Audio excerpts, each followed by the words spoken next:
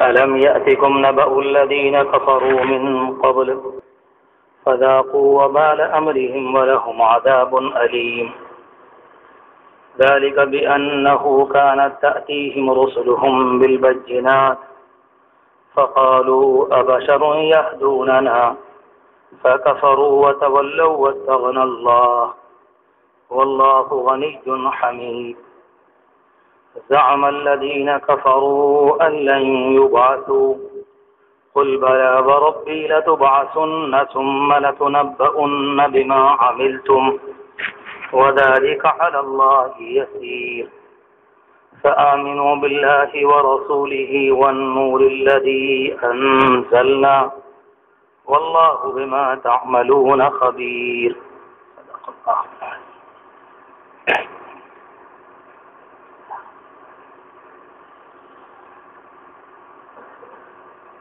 قابل احترام بھائی اور عزیز طلبہ، قبل اس کے کہ قرآن مجید کی ان آیات کا جو ابھی آپ کے سامنے پڑھی گئیں مختصر سی تشریح اور ترجمہ پیش کیا جائے، میں بھی دعا کروں، آپ بھی دعا کریں کہ اللہ تبارک و تعالی اپنے کلام کا فہم نصیب فرمائے، سمجھ نصیب فرمائے، اور اللہ قرآن کا تعلق ہم سب کو نصیب فرمائے۔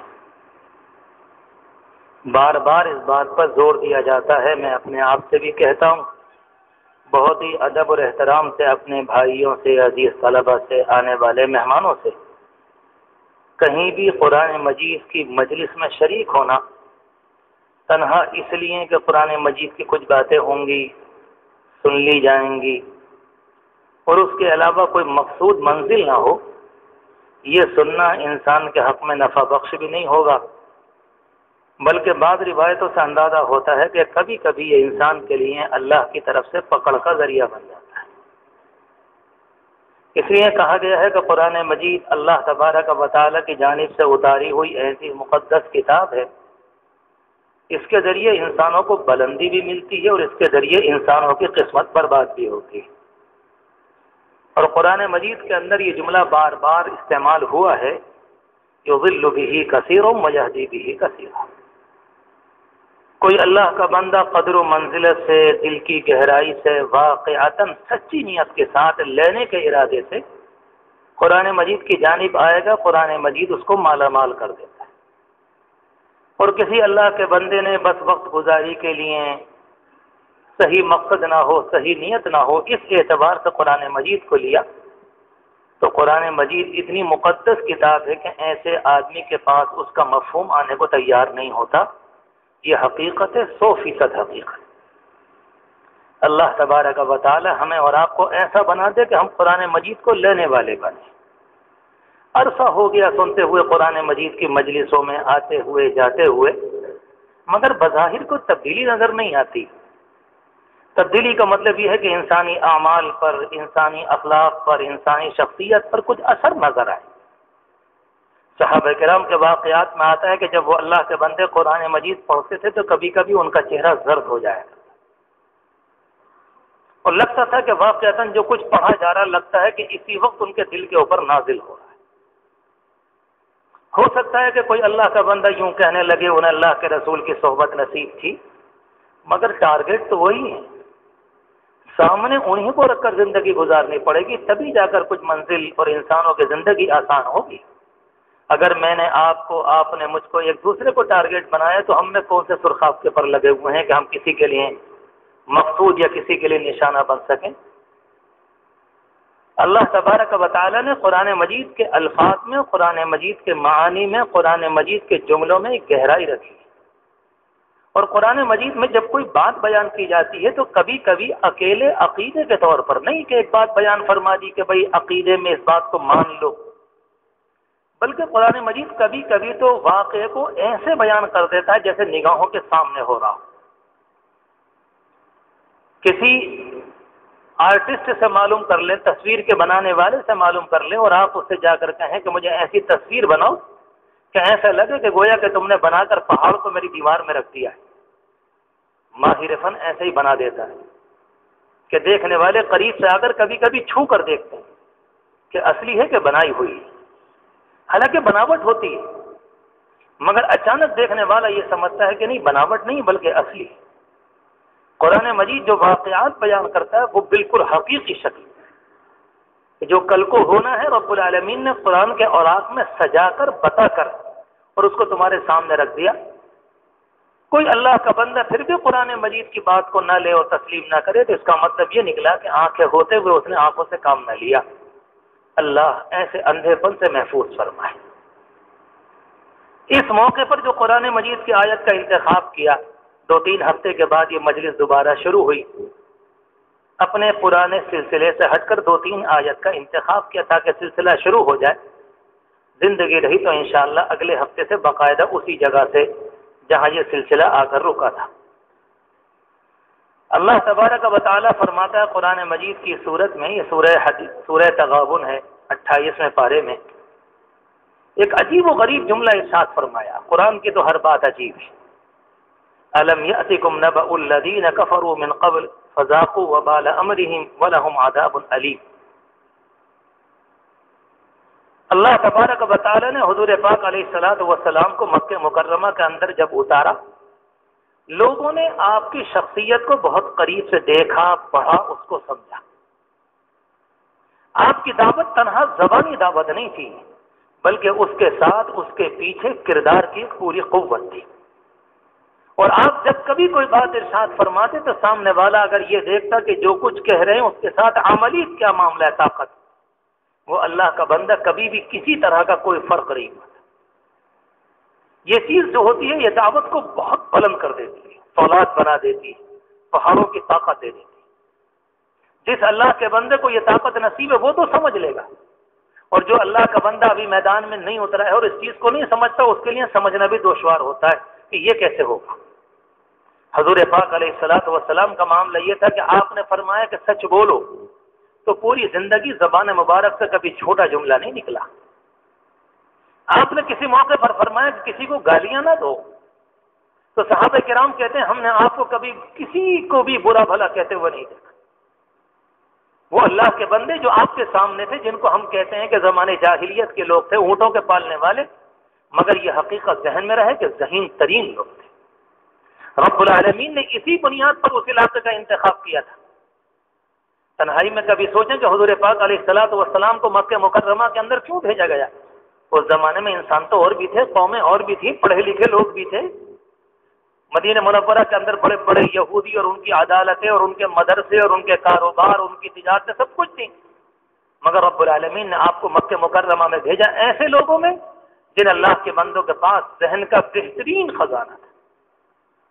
آپ نے آ کر تھوڑا سا بدلا، کچھ تزکیہ کیا، ان کے دل کی گندگی کو دور کیا، چمک گئے۔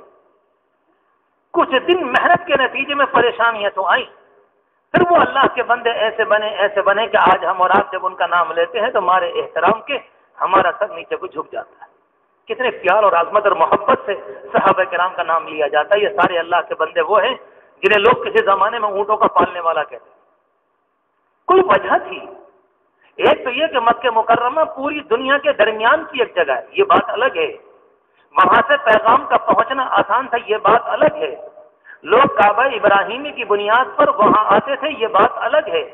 ہزاروں چیزیں ہیں، مگر ایک بہت بڑی بنیادی وجہ یہ تھی کہ وہاں کی رہنے والی جو قوم تھی، رب العالمین نے اس کو ذہانت کا عظیم الشان خزانہ دیا۔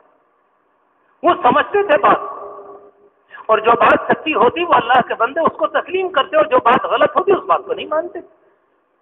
یعنی ایسا نہیں کہ کسی سے محبت ہو گئی ہے تو اس کے نتیجے میں اس کی غلط بھی درست ہے، اور اگر کسی سے نفرت کی دیواریں بیچ میں آ گئی ہیں تو اس کی سچ بھی غلط ہے۔ یہ معاملہ نہیں، یہ تو اندھی قوموں کا ہوتا ہے۔ نبی اکرم صلی اللہ علیہ وسلم نے حجر اسود کا واقعہ، جسے ہم اور آپ سنتے چلے آئے ہیں کہ اس زمانے میں اختلاف ہوا اور آپ نے اس کو اٹھا کر رکھ دیا۔ اس زمانے وہ جاہلیت کا زمانہ کہلاتا ہے۔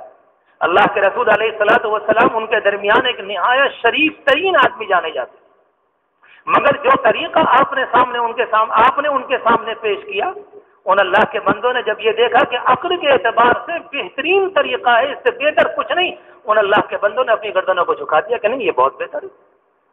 کیا مطلب نکلا کہ اگر کوئی سچی بات سامنے آئے تو پھر اس کے بعد اللے بازی نہیں ہوتی کہ نہیں اس میں ایسا ہونا چاہیے، کچھ نہیں، یہ بات بالکل درست ہے، اس سے اچھی کوئی نہیں ہو سکتی۔ بالکل اسی طریقے پر آپ نے شروع دور میں صفا پہاڑ کے اوپر کھڑے ہو کر ایک مرتبہ معلوم کیا کہ یہ بتاؤ کہ تمہارا تجربہ میرے متعلق کیا ہے، تم کیا جانتے ہو میرے متعلق۔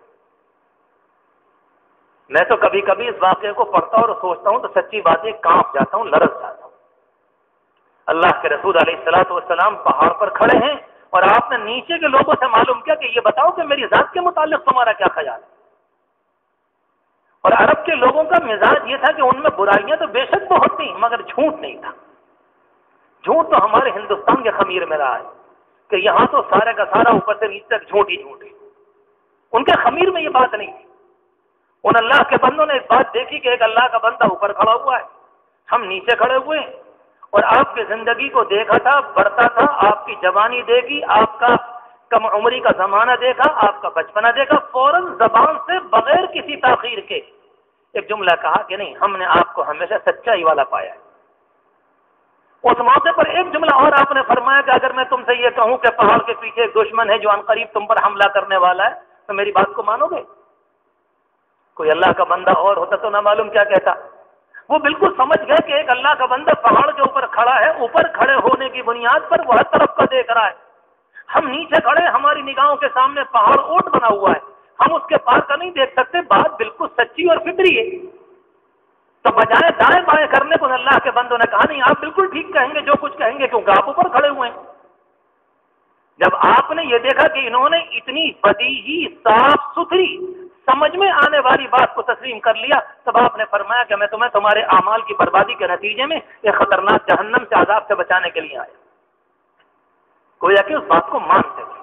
میں نے دو مثالیں اس لیے دی کہ ان کے مزاج میں یہ بات شامل تھی کہ زبردستی کسی بات کا انکار نہیں، اور یہ انسانی فطرت ہے۔ جب کسی اللہ کے بندے کے سامنے کوئی حقیقی بات آ جائے جو درست ہو، عقل و انصاف کے مطابق ہو، فطرت اس کا تقاضا کرتی ہو، تو کسی اللہ کے بندے کو ماننے میں نہیں کہ یہ کس کی زبان سے، کہاں سے آئی، کس بنیاد پر آئی، کیوں آئی، کہنے والا کون ہے، یہ ساری باتیں وہ ہوتی ہیں جس کو راہ قرار کہا جاتا ہے کہ اب آپ بھاگنے کی باتیں کر رہے ہیں۔ ارشاد فرمایا الم یأتکم نبأ الذین کفروا من قبل۔ قرآن مجید کے اندر یہ سورت مدینہ منورہ میں نازل ہوئی، اس سے پہلے 2/3 تقریباً حصہ مکہ مکرمہ کے اندر ان صورتوں کا نازل ہو چکا جس کے اندر قیامت کے حالات بیان کیے گئے، قوموں کے حالات بیان کیے گئے۔ اللہ تبارک و تعالی نے اس جگہ انداز بدل دیا ہے۔ الم یأتکم نبأ الذین کفروا من قبل، کیا تمہارے پاس ان لوگوں کی خبریں نہیں آئی جو تم سے پہلے کافر گزر چکے؟ سامنے والوں سے کہا جا رہا ہے تم تو جانتے ہو کہ جن اللہ کے بندوں نے اس دنیا کے اندر بات کو مانا کیا نتیجہ سامنے آیا۔ شروع زمانے میں وہ یہ سمجھتے ہیں کہ ہم نے پالا مار لیا، وہ یہ سمجھتے ہیں کہ ہم نے حق کے گلے کو دبا دیا، وہ یہ سمجھتے ہیں کہ ہم نے حق کو اپنے پاؤں کے نیچے رون دیا اور ہماری جیت ہو گئی، اور دنیا کے اندر جو انسان حق کا پیغام لے کر آیا، اللہ کا نبی یا اس کا رسول، اور ہم نے اس کو مجبور کر دیا کہ وہ یہاں سے چلا جائے۔ حالانکہ یہ خیال سارے کا سارا غلط، بالکل بے بنیاد ہوتا ہے۔ رب العالمین کی جانب سے انبیاء علیہ السلام جب کبھی دنیا میں آئے اور جب کبھی دنیا میں سچائی آئے گی، آئی ہے، آ رہی ہے، قیامت تک آئے گی، ہمیشہ یاد رکھیں سچائی دنیا میں دبنے کو نہیں آئی۔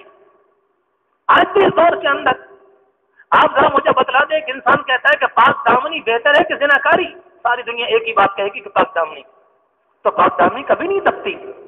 کسی ایک دنیا میں انسان سے معلوم کر لے کہ جھوٹ بہتر ہے کہ سچائی بہتر ہے، معلوم کر لے۔ ہو سکتا ہے کہ سر سے لے کر پاؤں تک جھوٹ میں بالکل گلے گلے ڈوبا ہوا ہو، مگر کہے گا یہی کہ سچائی اچھی ہوتی۔ تو سچائی کہاں دبی، پاک دامنی کہاں دبی، کردار کہاں دبا، وعدے کا پورا کرنا کہاں دبا، انسانوں کے اخلاقیات کے پہلو کہاں دبے۔ مسئلہ یہ جب ہم کہیں اپنی بدعملی کے نتیجے میں دبتے ہیں تو ہم یہ کہنے لگتے ہیں کہ اسلام دب رہا ہے، اپنے بوجھ کو اسلام پر رکھتے ہیں۔ اسلام نہیں دبتا ہے، الحق کو یعلو ولا یعلا، اسلام دبنے کو نہیں آیا۔ اپنے بوجھ کو ہلکا کرنے کے لیے بڑی آسانی سے کہہ دیتے کہ اسلام ڈوب رہا ہے، اسلام نہیں ڈوب رہا ہے، وہ چمکتا ہوا سورج ہے، جیسا آیا تھا آج بھی ہے، کل بھی رہے گا، قیامت تک رہے گا۔ اپنی بدعملی کے نتیجے میں ہمارے سامنے جو کچھ آ رہا ہے وہ رب العالمین کی جانب سے ظلم نہیں ہے۔ اللہ تبارک و تعالیٰ خود فرماتا ہے کلام پاک میں ایک موقع پر جو کچھ رب العالمین کی جانب سے انعام ملے فمن اللہ وما اصابک من سیئۃ فمن نفسک، اور اگر کسی موقع پر کوئی مصیبت، پریشانی، تباہی آتی ہے، رب العالمین نے یہ نہیں فرمایا کہ فمن اللہ، کو میری طرف سے، فمن نفسک، وہ تمہارے اعمال کا نتیجہ ہے۔ رب العالمین تو انسانوں سے محبت کرتا ہے۔ ایک ماں بغیر کسی وجہ کے اپنے بچے کو مارنے کو تیار نہیں ہوتی۔ ہم نے آج تک کسی ماں کو نہیں دیکھا اچھی خاصی بیٹھی ہوئی ہو، دودھ پلا رہی ہو، 2 تھپڑ لگا دیے، قیامت تک نہیں ملے گی۔ پاگل ہو سکتی ہے، مجبور ہو سکتی ہے، مجنون ہو سکتی ہے، وہ دوسری بات ہے۔ رب العالمین اپنے بندوں کو کیوں مارے گا بغیر کسی بنیاد کے؟ ایک عجیب و غریب کہانی اس دنیا کے اندر، اس زمانے کے اندر چل رہی کہ رب العالمین سے بعض لوگ کہتے ہیں، ایک صاحب یہاں جمعے میں آئے، کچھ غالباً قیامت کی، مرنے کے بعد کی حالات کی بات تھی، انہوں نے اگلے جمعے میں آنا بند کر دیا۔ میں نے کسی سے پوچھوایا کہ بھائی ان سے معلوم کرنا ہے، وہ آئے نہیں۔ عجیب، وہ تو موت کی باتیں کرتے ہیں، ڈر لگتا ہے۔ عجیب و غریب کہانی، کس بنیاد پر ڈرتے ہیں رب العالمین سے؟ کیوں موت سے کیوں گھبراہٹ ہے؟ میری سمجھ میں یہ بات نہیں آتی۔ اللہ تبارک و تعالیٰ کی محبت عزیز نہیں؟ رب العالمین کی ماں بنائی ہوئی جو اتنی محبوب ہے، خود سوچو کہ بھی تنہائی میں کہ رب العالمین کتنا پیارا ہوگا۔ ایک اللہ کا بندہ سوئٹزرلینڈ چلا جائے تو وہاں کے پہاڑوں کو دیکھ کر بالکل مریا میٹ ہونے کو تیار۔ ایک اللہ کا بندہ کشمیر چلا جائے تو وہاں سے آنے کو واپس ہونے کو تیار نہیں۔ ایک اللہ کا بندہ شملہ اور مسوری چلا جائے تو وہاں سے آنے کو تیار نہیں۔ کہ یہ کیوں نہیں آتے؟ کہ یہاں کی ہریالی نہیں آنے دے رہی۔ وہ رب کریم جس نے بنایا وہ کتنا حسین ہوگا، کیوں نہیں سوچتے میں اور آپ اس بات کو کہ نہیں اللہ سے محبت ہے؟ اللہ تبارک و تعالیٰ اپنے بندوں سے محبت فرماتا ہے۔ ان اللہ بالناس لرؤوف الرحیم، بے شک رب العالمین بہت مہربان ہے، بہت مہربان۔ مولانا تھانوی رحمۃ اللہ علیہ نے بڑی شاندار بات لکھ کے سمجھانے کے لیے ایک موقع پر کہتے ہیں، جب کسی اللہ کے بندے کا انتقال ہوتا ہے، ہم دیکھتے ہیں تڑپ رہا ہے، پریشان ہو رہا ہے، آنکھوں سے آنسو بھی نکل رہے، تڑپ تڑپ کر جا رہا، روح نکل رہی، تو کہتے ڈر لگتا ہے۔ کہا کہ اللہ کے بندو یہ تو اس کا جسم تڑپ رہا ہے، کیوں پریشان ہوتے ہو اسے دیکھ کر؟ یہ تو رب العالمین کا بنایا ہوا نظام ہے۔ جب ڈاکٹر آپریشن کرے گا، جسم میں سے خون نکلے گا، مواد نکلے گا، پیپ کو نکالا جائے گا، ٹانکے لگائے جائیں گے، یہ سارا اس کا جسمانی نظام ہے۔ ہمیں یہ بتلاؤ کہ اس کی روح کو بھی ایسی تکلیف ہو رہی کہ نہیں ہو رہی جو بظاہر اس کے جسم کو نظر آ رہی؟ کہ تم نے کچھ اور سوچ لیا اور رب العالمین اس بندے کے ساتھ کچھ اور ہو رہا ہے۔ کسی موقع پر آپ نے پنجرے کے اندر پرندے کو دیکھا ہوگا، پھڑپڑاتا ہے۔ اگر کسی موقع پر اس کے سامنے جا کر بیٹھ جائیں اور اس کے آپ دروازے کو کھولنے کی کوشش کریں تو پھر تو ایسا لگتا ہے کہ اپنے بازوؤں کو توڑ لے گا۔ مثال دی ہے مولانا نے، کہا کہ جس موقع پر کسی صحیح اللہ کے بندے کی روح کے نکلنے کا وقت آتا ہے کہ جس طرح سے پنجرے میں پرندہ پھڑپڑاتا ہے، انسان کی روح اس بنے ہوئے پنجرے میں پھڑپڑاتی کہ نہیں جلدی جانے تو جلدی جانے، اب تو خلاصی کا وقت آئے، اب تو آزادی کا وقت آئے۔ تو وہ زندگی جو 5 فٹ کے جسم کے اندر تھی وہ زیادہ بہتر ہوگی، یہ اعلیٰ علیین کی جو شاندار زندگی ہوگی، جو ارواح اور ملائکہ کے ساتھ اور نامعلوم کتنی نعمتیں اللہ نے چھپائی وہ کتنی شاندار ہوں گی، وہ نظر نہیں آتی۔ ایک بظاہر جسم نظر آتا ہے، وہ پریشانیوں سے لٹکا ہوا، کہیں بیماریوں سے ٹوٹا ہوا، کہیں رنجیدہ اور بالکل زخم سے چور چور، اور انسان سمجھتا ہے کہ میں جاتے وقت یہ ہوتا ہے۔ نہیں، بالکل ایسا مسئلہ نہیں۔ اور اس کی مثال کو پورا کرنے کے لیے حضرت نے یہ فرمایا کہ اس بات کو یوں سمجھا کرو کہ ایک انسان ہے، اسے قید کی سزا ہوئی، 20 سال کی اس کو سزا بھگتنی ہے، اور جب کبھی وہ جیل کے اندر ڈال دیا جاتا ہے، سارے جیلیوں سے اس کی محبت ہو جاتی ہے، جیل والوں سے، اور جب اس کے 20 سال پورے ہوتے ہیں، جب نکلنے کا وقت آتا ہے تو اس کی آنکھوں میں خوشی کے آنسو ہوتے ہیں، اور جو اندر رہ گئے وہ بیچارے اپنے دل کو پکڑ کر رہ جاتے ہیں۔ اب کوئی اللہ کا بندہ یوں کہنے لگے باقی اندر والے جو یار دوست تم نہ جاتے، اچھا کیا مطلب کہہ رہے ہو جی، جیل میں ہی رہتے تو پھر وہ کہہ تو رہے ہو، اسی کو تو خوشی کہتے ہیں، اسی کا نام تو نکلنا ہے۔ وہ اللہ کا بندہ جیل سے نکل کر جا رہا ہے تو باقی رو رہے ہیں، بالکل گھر والوں کا یہی معاملہ ہے، گھر والے روتے رہتے ہیں، اور وہ دنیا کی جیل سے، دنیا کے قید خانے سے، اس جسم کی جیل سے، اس جسم کے قفس سے، اس پنجرے سے نکل کر جاتا ہے، تو جو جانے والا ہے وہ آخری درجے کا خوش ہے، اور جو رہ جانے والے ہیں وہ اپنے آنسو ملتے رہتے ہیں کہ یہ بیچارہ چلا گیا۔ مگر ایک بھی قیدی نہیں ملے گا جو یہ کہے اس سے کہ مت جاؤ، یہیں رہو، زندگی یہیں گزاریں گے۔ وہ کہتا ہے کیا بکواس کرتے ہو جی، یہ بھی کوئی رہنے کی جگہ ہے، مجبوری میں آ گئے تھے، غلطی ہو گئی تھی، اس بنیاد پر جیل میں ڈال دیے گئے، تم چاہتے ہو میں زندگی یہیں گزاروں؟ بالکل یہی معاملہ انسان کا۔ کوئی اللہ کا بندہ معلوم کرے کہ میں زندگی پر یہیں رہوں، رب العالمین سے میری ملاقات نہ ہو، رب العالمین کی نعمتیں نہ ملے، آپ کو اچھی نیند اگر آ جائے، کسی ایک سے معلوم کرے رات کیسے سوئے، کہتے ہیں بہت شاندار، بہت شاندار نیند آئی۔ اور جب کوئی اللہ کا بندہ قبر میں جاتا ہے تو اللہ کی جانب سے فرشتہ آتا ہے، نم کا نومت العروس، سو جاؤ۔ سبحان تیری قدرت، واقعی کیا پیارا جملہ ہے، اب تم سو جاؤ۔ بعد اللہ کے بندے وہ ہیں جو آدم علیہ السلام کے زمانے سے قبر میں سو رہے، بعد اللہ کے بندے وہ ہیں جو نوح علیہ السلام کی امت کے سونے کتنے سال ہو گئے، اللہ کی پناہ صدیاں گزر گئی، اور روایت میں آتا ہے کہ جس دن میدان قیامت میں اٹھیں گے لوگ ان سے معلوم کریں گے کتنا سوئے، کہ ایسا لگتا ہے کہ دو نمازوں کے بیچ کا ایک وقت تھا بس۔ سونے والے کو کیا معلوم ہوتا ہے جب شاندار نیند آتی ہے کہ میاں بولنا مت، آج بہت تھکا آیا ہوں، آج تو پھر مزے کی نیند سے سونا ہے، جسے ہم اور آپ اردو میں کہتے ہیں میاں یہ تو ایسے سوئے کہ گھوڑے بیچ کر سوئے، ان کے خراجوں نے دنیا میں سب کو جگایا مگر یہ آرام سے سوتے رہے، اسی کو تو نیند کہتے ہیں۔ اصل مسئلہ صرف یہ ہے جو بات تمہید کے طور پر میں نے عرض کی، پریشانی اس لیے ہوتی ہے کہ ہم اور آپ اپنے گناہوں سے پریشان ہوتے ہیں، وہ چیز ہے جو بے چین کرتی ہے، مگر نفس انسانی اسے ماننے کو تیار نہیں ہوتا، نہیں قصور ہے، وہ گناہ ہے جو بے چین کیے ہوئے۔ اگر کوئی اللہ کا بندہ اپنے آپ کو ان سے بچا لے، بخدا کسی وقت بھی چلے جاؤ کوئی مسئلہ۔ مولانا نعمانی رحمۃ اللہ علیہ فرمایا کرتے تھے بڑا اچھا جملہ، آخری وقت میں اگر کسی اللہ کے بندے کو کلمہ نصیب ہو جائے تو کبھی کبھی ویسے میں آ کر کہا کرتے تھے کہ خدا کی قسم ایسی موت کے اوپر ہزاروں زندگیاں قربان۔ عجیب و غریب زندگی میں مزہ آتا ہے، جانے کے موقع پر خوشی ہوتی، اس اللہ کے بندے سے معلوم کرو کہ اس کے اوپر کیسے حالات آئے۔ امام شافعی رحمۃ اللہ علیہ سے کسی نے انتقال کے بعد معلوم کیا کہ آپ پر کیسی بیتی، کہتے کچھ اور تو نہیں، رب العالمین نے ایک سونے کی کرسی پر بٹھایا اور چاندی اور سونے کی بارش کی گئی۔ سبحان اللہ، رب العالمین کا کرم ہے۔ ایک موقع پر کسی نے ہارون رشید کی بیوی زبیدہ کو خواب میں دیکھا کہ یہ بتاؤ تمہارے ساتھ کیا ہوا، تم کیا لے کر آئی ہمارے لیے؟ وہ اللہ کی بندی کہتی ہے کہ میں نے ملک عراق سے لے کر سعودی عرب تک نہر کھدوائی۔ کہاں ملک عراق؟ جب آپ سعودی عرب سے چلیں گے تو تقریباً 1100 کلومیٹر کے بعد تو جا کر اس کی سرحد آتی ہے، خبتی کا علاقہ، اور اس کے بعد جا کر کہیں کویت کا بارڈر آتا ہے، پورا کویت پار کر جائیے، اس کے بعد کہیں عراق، اور اس اللہ کی بندی نے نہر کھدوائی حاجیوں کے لیے۔ رب العالمین سے عرض کرتی کہ اللہ حاجیوں کے پانی کا انتظام کیا، کہا وہ تو سرکاری خزانہ تھا، تم نے کیا کیا، تمہیں کیا ملا؟ جو کچھ بھی بیان کیا کہا کہ کچھ بھی نہیں، یہ بھی کچھ نہیں، یہ بھی کچھ نہیں۔ اور جب مایوسی ہوئی تو اللہ کی طرف سے اعلان ہوا، وہ اللہ کی بندی خواب میں بیان کرتی ہے کہ رب العالمین کی جانب سے مجھے یہ اطلاع دی گئی، ایک موقع پر تمہارے ہاتھ میں لقمہ کھانے کے لیے تمہارا سر کھلا ہوا تھا، اچانک مؤذن کی جانب سے اذان کی آواز آئی، تم نے لقمے کو رکھ دیا اور سر کو ڈھک لیا اللہ کے نام کی بنیاد پر۔ اللہ کہتا ہے ہم نے اس بنیاد پر تمہاری مغفرت کر دی۔ رب کریم تو بہت پیارا ہے، بہت پیارا ہے، سوچنا چاہیے۔ لذت کی نماز، لذت کا روزہ، سچائی میں مزہ آنے لگے۔ یہ بات میرے موضوع سے بالکل الگ ہے، میں سچ کہتا ہوں آپ سے، جس موقع پر میں آپ سے معلوم کرتا ہوں آپ دیکھ لیں کتا سامنے آ جائے، آپ کی طبیعت کے اندر ایک کدورت پیدا ہو جاتی ہے، خنزیر سامنے آ جائے کہتے توبہ توبہ کیا سامنے آ گیا، ہٹاؤ جا، نگاہ پھیر لیتے ہیں۔ کسی نے تقریر نہیں کی آپ کے سامنے خنزیر آ رہا ہے اپنی نگاہ کو موڑ لو، کیوں طبیعت کے اندر ایک کھلاؤناپن پیدا ہوا، کہاں سے؟ یہ میرا اور آپ کا آٹومیٹک سسٹم ہے اللہ کا بنایا ہوا۔ یہ خنزیر کو دیکھ کر پریشان ہوگا، کتے کو دیکھ کر پریشان ہوگا، کہیں الٹی پڑی ہوگی تو طبیعت میں کدورت آئے گی، کہیں خون پڑا ہوگا کدورت آئے گی، کہیں گوبر پڑا ہوگا کدورت آئے گی۔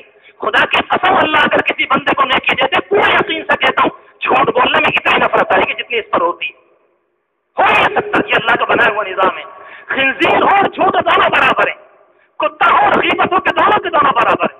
دنیا کے سارے گناہ جس طرح سے دنیا میں ناپاک جانور ہیں اس سے بھی بدتر ہیں، مگر بولتے بولتے عادی ہو گئے، ان کا گھناؤناپن دل سے نکل گیا۔ نتیجہ یہ ہے کہ جھوٹ بولتے کوئی احساس بھی نہیں ہوتا، غیبت کرتا ہے انسان کو احساس بھی نہیں ہوتا، دوسرے پر تہمت لگاتا احساس بھی نہیں ہوتا، دوسرے کو چھوٹا جانتا باتیں بناتا احساس نہیں ہوتا، اور کبھی کبھی انسان جھوٹ بولتا ہے دائیں بائیں منہ کر کے۔ لا حول ولا قوت الا باللہ۔ رب العالمین فرماتا یعلم السر واخفى، دوستوں سے بچا رہا ہے اور جس سے بچانا چاہیے اس سے تو نہیں بچتا۔ کسی اللہ کے بندے کے پاس کوئی نوجوان گیا اور اس نے جا کر تربیت لینی شروع کی، کہنے لگا کسی دن جا کر حضرت سے حضرت گناہ کرنے کو طبیعت چاہتی ہے، کوئی ایسا طریقہ بتا دیجئے ذرا گناہ کر لوں اور اللہ کو پتہ بھی نہ چلے۔ حضرت شیخ بھی کوئی بہت ہی من چلے تھے، کہنے لگے بیٹا ایسا کیا کرو، ایسے وقت گناہ کرنا جب رب العالمین کو پتہ نہ چلے، غفلت میں ہو نعوذ باللہ۔ کہنے لگے جی حضرت وہ کہاں غفلت میں ہوتا ہے، وہ تو ہر وقت جاگ رہا اور دیکھ رہا ہے۔ اچھا ٹھیک ہے کوئی بات نہیں، ایسا کرنا چپکے سے رات میں اندھیرے میں کر لینا۔ کہا جی حضرت ان کے لیے تو اجالا اندھیرا دونوں برابر ہیں، یہ بھی کوئی بات نہیں۔ اچھا ٹھیک ہے تم سے ایک کام کہتا ہوں، ایسی جگہ چلے جاؤ جہاں تمہیں اللہ نہ دیکھ رہا ہو۔ کہا جی ایسی جگہ دنیا میں کون سی ہے؟ 5-6 باتیں کہیں وہ جواب دیتا ہے، کہنے لگے میرے عزیز جب صبح و شام راتوں دن ایسے ہیں کہ اللہ ہر جگہ دیکھ رہا ہے تو پھر گناہ کے قریب ہی کیوں جاتے ہو؟ اپنے آپ کو گناہ سے بچا لو۔ بہرحال اللہ تبارک و تعالی مجھے اور آپ کو نیکی کا صحیح تصور نصیب فرمائے۔ زندگی بڑی قیمتی ہے، میں اپنے مہمانوں سے بھی کہوں، اپنے آپ سے، اپنے طلبہ سے، بخدا زندگی بڑی قیمتی ہے۔ ہمارے حضرت فرماتے ہیں کہ اس کا ایک ایک منٹ انسان کے لیے اللہ کا ولی بنانے کو کافی۔ ایک اللہ کا بندہ تنہائی میں رو کر 2 آنسو نکال دے۔ ایک موقع پر بڑے عجیب و غریب انداز سے حضرت نے فرمایا تھا کہ رب العالمین کے خزانے میں سب کچھ ہے، ندامت اور پریشانی توبہ کے آنسو اللہ کے پاس نہیں، وہ بندے کی آنکھوں میں۔ انسان 2 مکھی کے سر کے برابر آنسو نکالے اور یہ کہے مالک ابھی تک کے معاف کر دیجیے، آئندہ نہیں کروں گا، رب کریم قسم کھا کر کہتا میں نے تیرے گناہ کو معاف کر دیا۔ اتنا بھی تو نہیں ہوتا۔ آپ سوچو تو صحیح، کہاں پہنچ گئے، کہاں سے چلے تھے، کیا تربیت ملی تھی۔ کتنے ساتھیوں کو ہم دیکھتے ہیں نماز کے موقع پر آئے، نماز پڑھی، اتنی تیزی میں آتے ہیں کہ ہاتھ کو یوں کرتے ہیں اور اس کے بعد چلے جاتے ہیں، یعنی اتنی فرصت بھی نہیں۔ یہ تو بالکل ایسے ہی جیسے رب العالمین سے یوں کہہ رہے ہوں قبول کرنی ہو تو کر لیجیے ورنہ میں تو چلا۔ حالانکہ یہ بھی معلوم ہے کہ ہو سکتا ہے کہ ہم مسجد میں جوتے پہننے کے موقع پر ٹانگیں توڑ دیں، یہ بھی ہو سکتا ہے کہ ابھی آنکھیں پھوڑ دیں، ابھی ہو سکتا ہے۔ ہم لوگوں کا مسئلہ ہم یہ سمجھتے ہیں ہمارے پاس آنکھیں۔ میں اپنے طلبہ صاحب کسی کلاس میں کہہ رہا تھا، میں نے کہا میرے بیٹے جب اولاد کے درجے میں قرآن مجید کہتا مسئلہ آنکھوں کا نہیں ہے، فَإِنَّهَا لَا تَعْمَى الْأَبْصَارُ وَلَكِنْ تَعْمَى الْقُلُوبُ الَّتِي فِي الصُّدُورِ۔ رب العالمین فرماتا کبھی کبھی آنکھیں ہوتے وہ انسان اندھا ہوتا ہے، دل پہلے اندھا ہوتا ہے، آنکھیں بعد میں اندھی ہوتی۔ اندھا ہونا کوئی مسئلہ نہیں، نابینا ہونا ایک معذوری، ایک بیماری ہے کہ رب العالمین نے نعمت دی تھی وہ لے لی اور اللہ اس کے بدلے میں انشاءاللہ انسانوں کو جنت دے گا، وہ ساری باتیں لگیں، مگر کبھی کبھی انسان کا دل اندھا ہوتا ہے۔ اگر دل اندھا ہو گیا، یہ نگاہوں سے بڑا اندھا ہے، اس کے ہوتا وہ سب کچھ کر رہا ہے۔ فَإِنَّهَا لَا تَعْمَى الْأَبْصَارُ، کہ اسے حقیقت نظر ہی نہیں آتی، سچائی کے ہوتے ہوئے نظر ہی نہیں آتا، گناہ نظر آتا ہے مگر وہ محسوس نہیں کرتا۔ اسی کو کہا گیا کہ اس انسان کی آنکھیں اندھی نہیں ہوئی بلکہ اس انسان کا دل اندھا ہوا۔ بہرحال بات لمبی ہو گئی۔ اللہ تبارک و تعالیٰ نے حضور پاک علیہ الصلوۃ والسلام کے ذریعے ایک پیغام دیا اس زمانے کے لوگوں کو ایک عجیب و غریب انداز سے، کیونکہ مکہ مکرمہ میں آیات اتر چکی تھی اور جب کبھی پہلے سے بات آ جاتی ہے تو اللہ تبارک و تعالیٰ نے ایسے موقع پر انداز کو بدلا ہے۔ تم تو جانتے ہو، تم واقف ہو، یہ بات اس طریقے سے اس وقت کہی جاتی ہے جب پہلے سے واقعہ کسی کے علم میں ہو۔ جب اچانک کوئی بات آئے گی تو قرآن مجید کہتا ہے کہ اسے دیکھو، اسے سمجھو، یہ پکڑو، اس کو کرو، یہ انداز ہے۔ اور اگر بات پہلے سے آ چکی ہے علم میں تو رب العالمین فرماتا کہ اتنا تو جانتے ہی ہوگے، یہ خبر تو آ چکی ہوگی، یہ تو معلوم ہوگا۔ ارشاد فرمایا الم یأتکم نبأ الذین کفروا من قبل فذاقوا وبال امرہم، ان لوگوں کی خبریں ان کے پاس کیا نہیں آئیں جنہوں نے کفر کیا ان سے پہلے؟ کہا جا رہا ہے کہ یہ لوگ مان نہیں رہے، حضور پاک علیہ الصلوۃ والسلام کے آنے کے بعد بھی ان کے دین کے اندر لہت و لحال کر رہے ہیں، شک کر رہے ہیں کہ مانے کہ نہ مانے۔ انبیاء علیہ الصلوۃ والسلام کے متعلق یاد رکھنی چاہیے بات، وہ کوئی عالم کے درجے میں نہیں ہوتے، وہ کوئی واعظین مقررین نہیں ہوتے۔ کسی جلسے میں کوئی مولوی صاحب آئے، انہوں نے کوئی تقریر کر دی ہے پبلک کے اوپر ہے، چاہے وہ مانے کہ چاہے وہ نہ مانے، چاہے رد کر دے اور چاہے دامن اکھاڑ کر چلی جائے، دامن جھٹکتی ہو، کوئی مسئلہ نہیں۔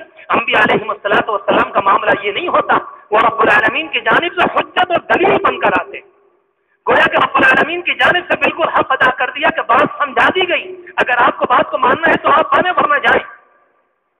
ارشاد فرمایا الم یأتکم نبأ الذین کفروا من قبل فذاقوا وبال امرہم، انہوں نے اپنے کیے کا مزہ چکھا اور ان کے لیے دردناک عذاب۔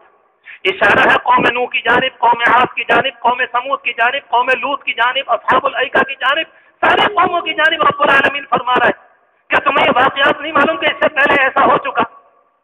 سب کچھ باتیں بھی آ گئی، سمجھ میں بھی آ گیا، دلیلیں بھی آ گئی، واقعات سنا دیے، پھر کیا مسئلہ ہے کہ نبی علیہ الصلوۃ والسلام کی بات سمجھ میں نہیں آتی؟ اللہ تبارک و تعالیٰ اس کی جانب سے ایک پردہ اٹھاتا ہے کہ مسئلہ ہے کیا، پریشانی کہاں ہو رہی، رکاوٹ کہاں ہے؟ ارشاد فرمایا ذالک بأنہ کانت تأتیہم رسلہم بالبینات، بات یہ ہے نبی ان کے پاس آتے رہے اللہ کی جانب سے معجزے اور نشانیاں لے کر۔ کبھی کبھی ایسا ہوتا ہے کہ قوم بہکاتی ہے لوگوں کو، قوم کے لیڈر بہکاتے، اور بہکانے کا انداز ویسا ہوتا ہے جس زمانے میں جو سکہ چل جائے، عجیب و غریب طریقے سے دنیا بہکایا کرتی ہے۔ میں نے ایک مثال بہت زمانے پہلے دی تھی، اپنے طلبوں سے تو بار بار کہتا رہتا ہوں، گمراہ کرنے کے لیے شیطان کے پاس اتنے طریقے ہیں کہ اللہ کی پناہ، اتنے جال ہیں اس کے پاس۔ فرعون کے زمانے میں، اس سے پہلے اور اس کے بعد بھی ایک مندر دنیا کے اندر موجود تھا مصر میں، کس طرح سے لوگ گمراہ کرتے ہیں. ہم اور آپ جانتے ہیں جب سورج صبح کو ادھر سے نکل کر آتا ہے تو روزانہ اپنی جگہ سے کچھ نہ کچھ ہٹا ہوا ہوتا ہے. گرمیوں کے زمانے میں لگتا ہے کہ ادھر ڈوب رہا ہے, سردیوں کے زمانے میں لگتا ہے کہ یہاں سے چلا اور یہ ڈوب گیا. اس لیے ہم اور آپ دیکھتے ہیں دن بڑے ہو جاتے ہیں, دن چھوٹے ہو جاتے ہیں. مغرب کی نماز 5 ساڑھے 5 تک آ جاتی ہے اور اس زمانے کے اندر 7 ساڑھے 7 تک پہنچ جاتی. تو اس زمانے میں انہوں نے یہ دیکھا کہ جب ہمارے فرعون کی پیدائش والا دن آیا, بادشاہ کی پیدائش والا, تو انہوں نے ان کے انجینئروں نے, ان کے ماہرین نے یہ پتہ لگایا کہ یہ دیکھو کہ فلاں تاریخ مثال کے طور پر 22 فروری کو سورج کہاں سے نکلا, کہ جی یہاں سے نکلا. اور انہوں نے اس زمانے میں اپنے ٹائم کا حساب لگایا کہ دن میں 11 بجے سورج کی روشنی اس جگہ پر پڑی. آج جس جگہ روشنی یہاں پر پڑی ہے مثال کے طور پر, کل کو 11 بجے اس جگہ ناممکن ہے کہ روشنی پڑا, ہو نہیں سکتا, کیونکہ سورج اپنی جگہ سے بدل کر آتا ہے. یا تو 11 بجے یہاں ہوگی, یا یہاں ہوگی, یا یہاں ہوگی, کچھ نہ کچھ فرق ہوگا. بس انہوں نے دیکھا کہ 11 بجے یا 9 بجے کہاں ہوتی ہے. اب مندر بنایا, مندر میں اوپر ایک سوراخ کیا, جو روشنی آتی تھی وہ 11 بجے. پیدائش والے دن کا حساب لگایا, فرعون کا مجسمہ کھڑا کیا, اور جب وہ والا دن آتا جس دن اس کی پیدائش ہوئی تھی, اس کی پیدائش کے دن کا حساب لگا کر روشنی کا معیار دیکھ کر انہوں نے مجسمے کو اس طرح سے کھڑا کیا کہ اس دن پیدائش والے دن 11 بج کے کچھ منٹ پر روشنی 2-3 منٹ کے لیے یہاں آ کر پڑتی, اور ظاہر بات ہے سورج تو چلتا پھرتا رہتا, وہ ذرا ہٹا اور وہ روشنی ختم ہو گئی.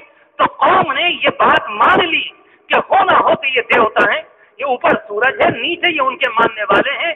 اگر یہ والی بات نہ ہوتی تو سورج دیوتا روزانہ سال میں ایک مرتبہ اسی تاریخ کو اتنے بجے ان کی پوجا کرنے کے لیے یہ روشنی کیوں آتی. اب آپ سوچیں کہ اس کے نتیجے میں کتنا خطرناک عقیدہ بنا ہوگا. ساری دنیا کی دلیلیں فیل ہیں اس کے مقابلے میں کہ جو اس کے بغیر نہیں. جیسے ہمارے سنبھل کے اندر ہوتا ہے کہ ایک صاحب کی والدہ نے ان سے معلوم کیا کہ بیٹا یہ ڈھال اور نیزہ کیا ہے. کہا جی کچھ نہیں, خرافات ہے, جہالت ہے, کچھ نہیں ہے. تو وہ بیچاری بڑی بوڑھی کہتی ہیں اپنے بیٹے سے, بیٹا اگر یہ غلط ہے تو یہ بتاؤ اس ڈھال کو تر کرنے کے لیے ہر سال اسی دن بارش کے چھینٹے کیوں پڑتے ہیں؟ یہ تو گویا کہ اس کے پکے حق ہونے کی علامت ہوئی.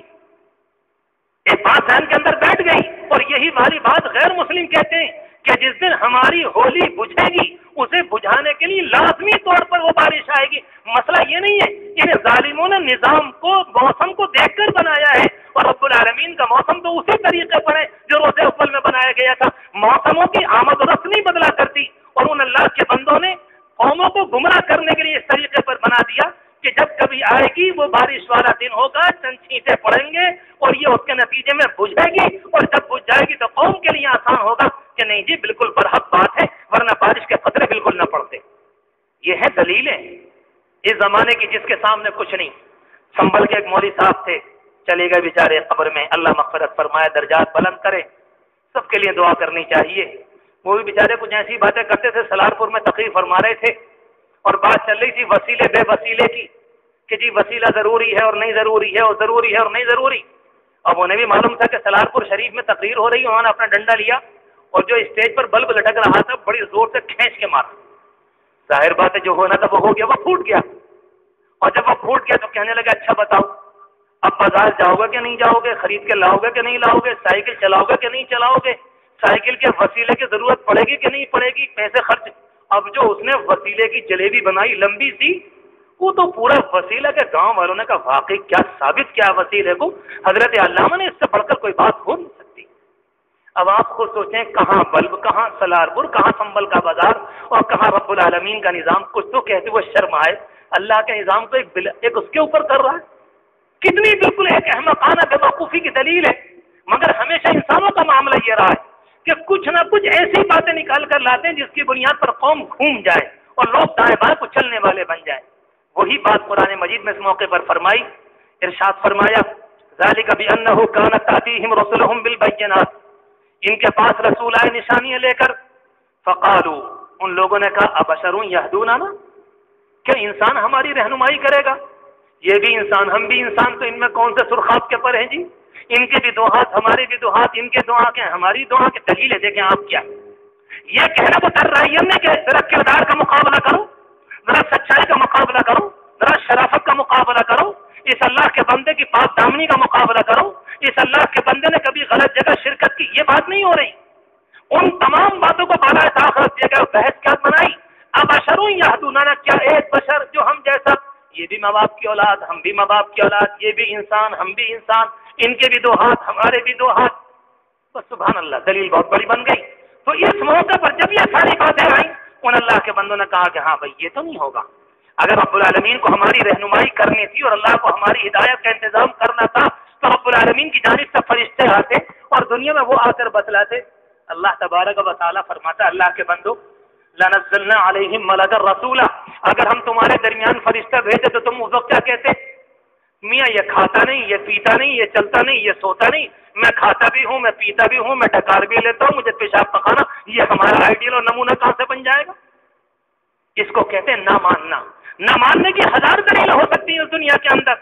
अंबिया अलैहिमुस्सलातु वस्सलाम के खिलाफ ऐसी बातें हर दौर में आई। किसी मौके पर फरमाया याकुलु ताम वयमशी फिल अस्वाक, ये तो बाजारों में चलते हैं, खाते हैं, पीते हैं, रहते हैं, ये हमारी दलील कहाँ से बन जाए? गोया के बशरियत इंसान होने की बुनियाद पर उन अल्लाह के बंदों को ये माना गया कि ये हमारी रहनुमाई के लायक नहीं। और जब जमाना आगे चला आगे चला आगे चला तो फिर एक जमाना बिल्कुल इसका उल्टा हो गया। यहाँ बशरियत की बुनियाद पर रिसालत का इनकार, और एक जमाना ऐसा भी आया आगे चलने के बाद, कहा कि नहीं ऐसा नहीं हो सकता कि अगर कोई अल्लाह का बंदा रसूल होगा तो वो बशर नहीं हो सकता। इस जमाने के अंदर जो बहस चलती रहती है हमारे शहर के अंदर, और वो एक अजीब व गरीब बहस है। कोई अल्लाह का बंदा ये कहने लगे हुजूर पाक अलैहिस्सलातु वस्सलाम बशर थे, आप इंसान थे। अरे फिर देखें आप, आंखें सुर्ख हो जाती हैं, नथने फूल जाते हैं, चेहरा सुर्ख हो जाता है, तबर्रुम आ जाता है, आंखें फूल जाती हैं कि अल्लाह के रसूल को बशर बता दिया। और जमाने के अंदर मुशरिकीन मक्का को एतराज ये है कि एक इंसान आया, और इस जमाने के अंदर नाउजुबिल्लाह अपनी जानिब से एक बात ये कही जाती है कि अल्लाह के रसूल अलैहिस्सलातु वस्सलाम इंसान नहीं थे। कोई अल्लाह का बंदा मालूम करे कि फिर क्या थे? ये क्या दलील है? हुजूर पाक अलैहिस्सलातु वस्सलाम इंसान के अलावा भी कुछ और थे? कोई बेबुनियाद बात नहीं। कौन सी दलील है? अल्लाह के रसूल अलैहिस्सलाम को बुखार आया, आपको भूख लगती थी, आप खाना खाते थे, आप सोते थे, आपका ताल्लुक बीवियों के साथ था, आपके औलाद थी, आपके बेटियां थी, आपके बेटे पैदा हुए, आपके चोट लगी, आपके खून निकला, ये सारे किस बात की अलामत हैं? ये फरिश्तों के साथ नहीं हुआ करता। ये सारी अलामत तो इस बात की हैं कि हुजूर पाक अलैहिस्सलातु वस्सलाम को रब्बुल आलमीन ने इंसान बनाया। वाकई समझना चाहिए इस बात को अकीदे के तौर पर। बहुत बड़ी गुमराही जमाने के अंदर फैलाती जाती है, और हम लोग कभी कभी सामने वाले की रियायत करके बड़ी दबी दबी सहमी हुई बातें करने लगते हैं। नहीं हाँ जरा मसला, हाँ क्या होता है जी? एक अकीदा इंसानों का, हर हाल में इसके अलावा कोई अकीदा नहीं। इस तरह से बातें की जाती हैं कि हुजूर पाक अलैहिस्सलातु वस्सलाम जब दुनिया से इंतकाल फरमा गए, मैं आपसे सच कहना चाहता हूँ कि गुमराहियों ने जड़ पकड़ी है। बहुत से लोग कहने लगे कि पर्दा फरमा गए, और यह पर्दा फरमा गए इसलिए इस्तेमाल नहीं हुआ था। अगर यह कहा जाता कि अल्लाह के रसूल अलैहिस्सलातु वस्सलाम का विसाल हो गया, कि आपका इंतकाल हो गया, तो शायद लोग ये कहते लो मियां इंतकाल हो गया, आप दुनिया से चले गए, ये तो लफ्ज़ मौत इस्तेमाल कर रहे, लिहाजा लफ्जों को बदल दिया गया, पर्दा फरमा गए। पर्दे का मतलब यह है कि अभी आप इधर से, बीच में कोई पर्दा पड़ गया, आप इधर से इधर को आ गए, गोया कि जैसे इधर से वैसे बिल्कुल इधर। तो फिर नहलाया क्यों गया? फिर दफनाया क्यों गया? फिर नमाज जनाजा क्यों पढ़ी गई? फिर आपको कब्र में आपके ऊपर मिट्टी क्यों डाली गई? ये सारा काम क्या हुआ है? कोई मसला नहीं है इस सिलसिले के अंदर। उसूल बात हर जमाने के अंदर याद रखनी चाहिए। रब्बुल आलमीन ने आपको इंसान बनाया था, इंसानों में सबसे आला बनाया था, आपको सबसे अफजल बनाया था, आपको असली तबीयत के एतबार से, फितरत के एतबार से, वजूद के एतबार से, खमीर के एतबार से दुनिया का सबसे अफजल इंसान बनाया था। इस जमाने के अंदर मैंने बहुत सी किताबें देखी, जब कभी हमारे बुजुर्गों ने ये बात लिखी, अल्लाह के रसूल अलैहिस्सलाम ने फरमाया कि मैं तुम जैसा इंसान हूँ, तो एतराज करने वाले एतराज करते हैं उसके ऊपर। आप फरमा रहे हैं मुशरिकीन मक्का से मैं तुम जैसा इंसान हूँ, तो क्या मतलब? तो बहुत से लोग कहते हैं क्या मतलब? अल्लाह के रसूल अबू जहल जैसे थे। इन्ना लिल्लाहि व इन्ना इलैहि राजिऊन। अल्लाह के बंदो, ये भी कोई बात हुई? ये भी कोई मुशाबाहत हुई? आप ये कहना चाहते हैं जैसे तुम माँ बाप की औलाद हो, मेरे भी माँ बाप हैं, जैसे तुम्हारा एक जिस्म है, मेरा भी एक जिस्म है, मैं भी जिंदा रहता हूँ, मैं भी खाता पीता हूँ, मैं भी जिंदगी गुजारता हूँ, मेरे साथ भी जरूरियात जिंदगी हैं, जैसे तुम्हारे साथ। मुशाबहत अखलाक में नहीं थी, मुशाबहत किरदार में नहीं थी, मुशाबहत चेहरे में नहीं थी। आपको तो रब्बुल आलमीन ने सबसे हसीन बनाया, आला किरदार का बनाया। जिस खमीर से आपको तैयार किया गया, इस पूरी कायनात में किसी का खमीर वैसा तैयार नहीं हुआ। आपको इतना अजीम शान बनाया, मगर इसका मतलब ये तो नहीं था कि नाउजुबिल्लाह आप इंसान नहीं थे। बहरहाल اللہ تبارک و تعالیٰ اس طرح کے عقیدے کی کمزوری سے حفاظت فرمائے. ہم لوگوں کی کمی ہوتی ہے، ہم لوگ اس سلسلے میں اپنی بات کو کہنا چاہیے، لازمی طور پر یہ ہمارے عقیدے کا حصہ ہے. حضرت صدیق اکبر رضی اللہ تعالیٰ عنہ کے متعلق آتا ہے، جب انہیں معلوم ہوا حضور پاک علیہ السلام کا وصال ہو گیا اور آپ کے انتقال فرما گئے، جس وقت آپ کا انتقال ہوا ہے وہ ذرا قریبی گاؤں میں تشریف لے گئے تھے. اس زمانے میں ان کی 2 بیویاں تھیں، ایک مدینہ منورہ میں آپ کے گھر کے قریب تھیں، ایک مقام سخت تھا وہ ذرا فاصلے پر تھا. وہ آپ سے اجازت لے کر وہاں تشریف لے گئے تھے. وہاں انہیں اطلاع ملی کہ دنیا صاحب تشریف لے گئے. وہ وہاں سے آئے اور آنے کے بعد کیا فرمایا؟ چادر کو ہٹایا، آپ کی پیشانی کو چوما اور فرمایا کہ اللہ آپ پر رحم فرمائے. اور عجیب و غریب جملہ فرمایا، طبت حیا وطبت میت. اللہ کے رسول جب تک آپ زندہ تھے بڑے پیارے تھے، آج آپ کا انتقال ہو گیا تب بھی آپ پیارے. اور اس کے موت کی، اس کے قرآن مجید کی جو آیت پڑھی، وما محمد الا رسول، اللہ کے رسول علیہ الصلوۃ والسلام کے متعلق فرمایا محمد نہیں ہے مگر صرف رسول. قد خلت من قبل الرسول، رسول تو پہلے اور بھی گزر چکے. اور قرآن مجید کے لفظ پر غور کریں، افئن مات، قرآن مجید کا لفظ ہے، اگر ان کا انتقال ہو گیا، اگر ان کو موت آ گئی، افئن مات او قتل، یا وہ قتل کر دیے گئے. کیا رب العالمین کے پاس لغت میں کمی تھی؟ کیا رب العالمین کے پاس جملے نہیں تھے؟ کیا رب العالمین یہ نہیں فرما سکتا تھا اس موقع پر کہ وہ پردہ فرما گئے، وہ ذرا چلے گئے، وہ ذرا تمہارے بیچ سے ہٹ گئے، وہ ذرا ہار میں چلے گئے، مگر ابھی باقی؟ جس رب العالمین نے سارے دنیا کے چرندوں پرندوں کو، انسانوں کو لغتیں دی، اپنے اپنے بولنے کا طریقہ دیا، اس موقع پر کیوں فرمایا گیا افئن مات او قتل؟ اگر ان کا انتقال ہو گیا، اگر ان کو موت آ گئی یا وہ قتل کر دیے جائے، کیا تم دین کو چھوڑ دو گے؟ اس موقع پر یہ بات اس لیے فرمائی گئی تھی تاکہ کسی طرح کی عقیدے میں خرابی نہ آوے. عقیدہ عقیدہ ہوتا ہے. رب العالمین کی جانب سے یہ اعلان ہے، حی لا یموت تو اللہ ہے، اس کے علاوہ دنیا کے اندر موت ہر ایک کو آنی ہے. مگر مولانا قاسم نانوتوی رحمۃ اللہ علیہ بڑے عجیب و غریب بات فرماتے ہیں کہ بے شک حضور پاک علیہ السلام کا انتقال ہوا. فرمایا کرتے تھے، ایک جگہ قرآن مجید نے فرمایا انک میت وانہم میتون. جو ہمارے طلبہ ہیں وہ اس گہرائی کو سمجھیں گے، انک میت وانہم میتون. مولانا نانوتوی رحمۃ اللہ علیہ کو اللہ نے علم کا پہاڑ بنایا تھا. کہا کہ رب العالمین نے فرمایا کہ اے پیغمبر آپ کا بھی انتقال ہونا ہے، آپ کو بھی موت آنی ہے، وانہم میتون، اور ان انسانوں کو بھی موت آنی ہے. وہ فرمایا کرتے تھے کہ میں یہ جاننا چاہتا ہوں کہ رب العالمین نے دونوں کو الگ الگ کیوں بیان فرمایا، انک میت وانہم میتون. ایک ہی آیت میں رب العالمین یہ بھی تو فرما سکتا تھا کہ تم سب کا انتقال ہونا ہے، تم سب کو موت آنی، یہ نہیں فرمایا انک میت وانہم میتون. اے پیغمبر جانا آپ کو بھی ہے، ان سب کو بھی جانا ہے. معلوم یہ ہوا کہ آپ کا جانا اعزاز و اکرام والا ہے، وہ نبوت کا جانا ہے، اور ان انسانوں کا جانا ان کے طریقے پر جانا ہے. جانے میں دونوں برابر ہیں، مگر جانے کے طریقے میں زمین آسمان کا فرق ہے. اللہ تبارک و تعالی عقیدے کی صحت نصیب فرمائے. میں نے بات کو ذرا کھول کر اس لیے بیان کیا کہ اس چیز میں ہمارے ہاں کبھی کبھی کمزوری محسوس ہونے لگتی ہے. بہرحال ارشاد فرمایا فقالوا ابشر یہدوننا، یہ لوگ کہتے ہیں کہ کوئی انسان ہماری رہنمائی کرے گا.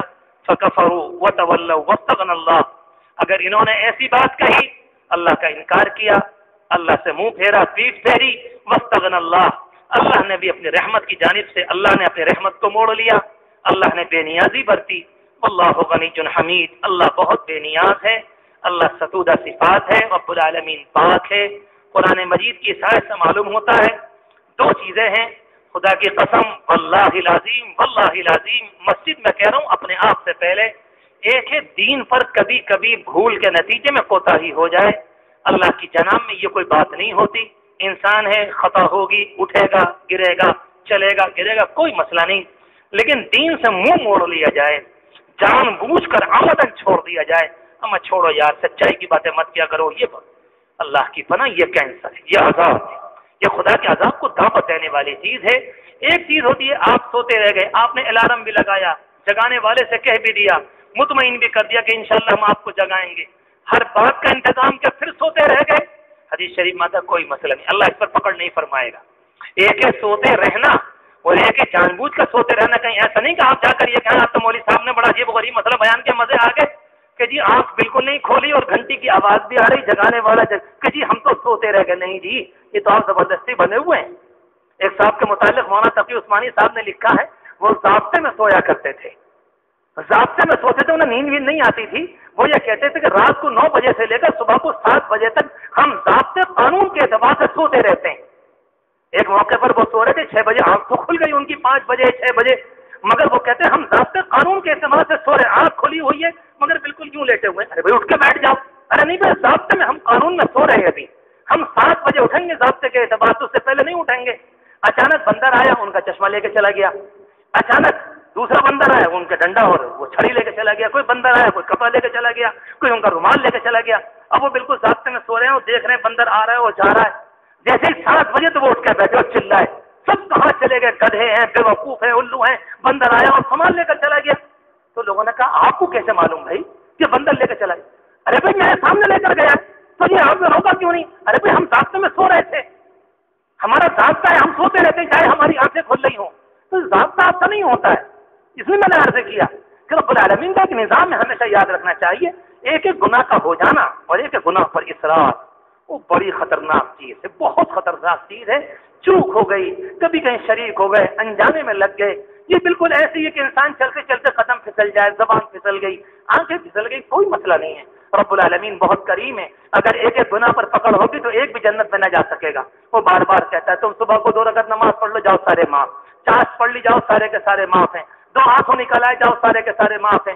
صدقہ سچی نیت سے کرتے جاؤ، سارے کے سارے معاف ہیں. کتنے گناہ معاف ہیں. لیکن ایک انسان یہ سوچے پہلے گناہ کر لوں اور اس کے بعد توبہ کر لوں گا، یہ گناہ کا ہونا نہیں ہے، گناہ کرنا ہے. یہ خطرناک ہے، اسے جسارت کہتے ہیں. آپ بھی دیکھتے ہیں اپنے بیٹے کو چوک ہو جائے، اس کے ہاتھ سے برتن ٹوٹ جائے، آپ جا کر بچے کو پکڑتے ہیں، اپنے کپ کا خیال نہیں کرتے، اس کے پاؤں کو دیکھتے ہیں بیٹے چوٹ تو نہیں لگی، کچھ کیا تو نہیں. اور اگر کسی موقع پر آپ کے بیٹے نے آپ کے کپ کو توڑ دیا اور پھوڑ دیا تو بعد میں 2 تھپڑ پہلے پڑ جاتے.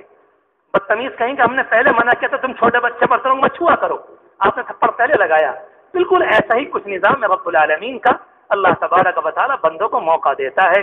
قدم کا پھسلنا الگ ہے، چوک کا ہونا الگ ہے، وہ ہوں گی، بار بار ہوں گی. ایک ہے جان بوجھ کر کرنا. اللہ کے لیے میں اپنے آپ سے سب سے پہلے، پھر ادب اور احترام سے آپ سب سے کہوں، دعا کریں اللہ سے، اللہ بغیر گناہوں والی زندگی نصیب فرما دے. جو یہاں پر کہا گیا کہ ابشر یہدوننا، کیا کوئی انسان ہماری رہنمائی کرے گا؟ ہم بھی ایسے ہی کرتے ہیں. اس زمانے میں کیسے گاڑی چلے گی، کیسے دین کی بات ہوگی، کیسے کیا ہوگا، سب بیکار کی بکواس ہے. اللہ کے بندے باحوصلہ لوگ آج بھی عمل کر رہے ہیں، ہمت والے آج بھی عمل کر رہے ہیں، سچ بولنے والے آج بھی سچ بول رہے ہیں. الحمدللہ ایک نہیں ہزاروں لاکھوں کی مقدار میں لوگ ہیں جو اسلام کے مطابق زندگی گزار رہے ہیں. ابھی ابھی حرم کے اندر دیکھا کہ ہزاروں انسان ہیں جو گندی حرکتوں کے اندر بھی لگے ہوئے ہیں، فوٹو کھینچنے میں بھی لگے ہوئے ہیں، اور ایسے بھی اللہ کے بندے ہیں کہ جن کے آنسو بھی نہیں رکتے، جو ٹپک ٹپک روتے ہی رہتے ہیں، ہچکیوں سے روتے ہیں. دونوں طرح کے اللہ کے بندے ہر زمانے میں موجود ہوتے ہیں. اللہ تبارک و تعالی اپنے خاص بندوں میں شامل فرما لے. رب العالمین بے گناہ کی زندگی نصیب فرما دے. کیسے کہوں، کہنے کو دل چاہتا ہے. سچی بات یہ کہ میرے پاس الفاظ نہیں ہیں. خدا کی قسم گناہ کینسر کے درجے میں ہے، گناہ کینسر ہے. ظاہر میں کینسر ہو جائے، بیوی الگ روتی ہے، بھائی الگ روتا ہے، باپ الگ روتا ہے کہ اب بیٹے کے بچنے کی امید نہیں، رشتہ دار آنے شروع ہو جاتے ہیں. دیکھ لو 1 ہفتے کا مہمان، 2 ہفتے کا، 3 کا، یہ گناہ کبیرہ کینسر ہے. اگر یہ کینسر دل کو لگ گیا، زبان کو لگ گیا، دماغ کو لگ گیا، کانوں کو لگ گیا، یہ چھوڑا نہیں کرتا.